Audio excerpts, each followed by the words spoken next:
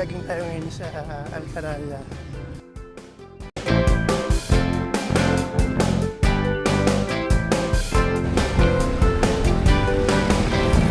Here, dito sa tulay patawid ng Star Mall.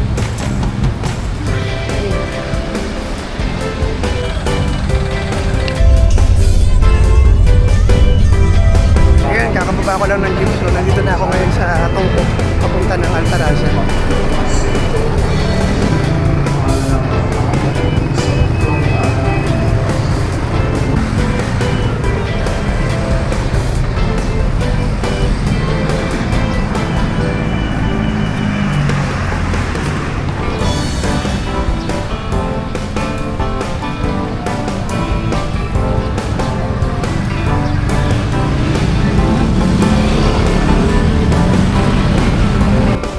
Siyempre, bago mag-jog, kailangan merong energy.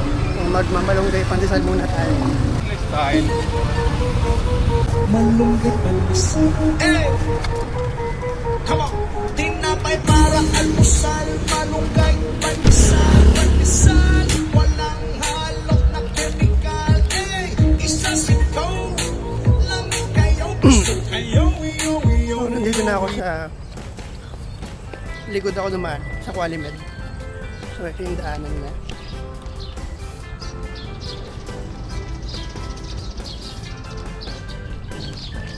So, meron ditong papasok papuntang Alcaraza. Yung gilid ng Amaya.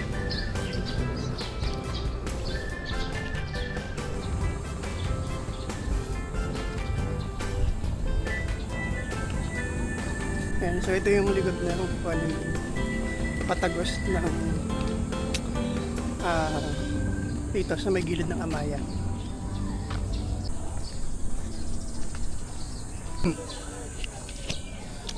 Yan, maraming tao dito kasi dito may nag-zumba tsaka maraming kainan.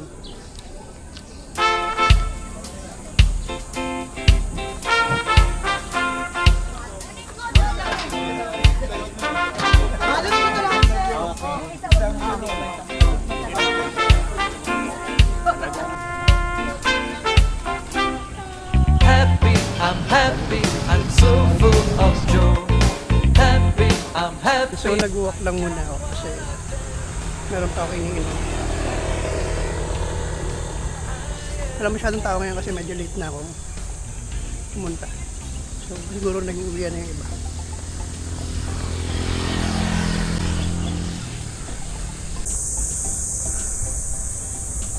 So ito yung 5 reasons kung bakit okay mag-jog dito sa Alcaraza. So number 1, syempre maraming puno. So mas nakaka-relax. Mas feel mo maglakad kapag maraming greenery sa paligid, no? Number 2, maraming mga ibon ang makikita na yung mga huni ng mga ibon para siyang may therapeutic effect. So, mas feel mo na nasa labas ka, naglalakad. Mas nakakapag-isip ka, nare-relax yung utak mo. Number 3, hindi lang puro flat surface yung pwede mong takbuhan.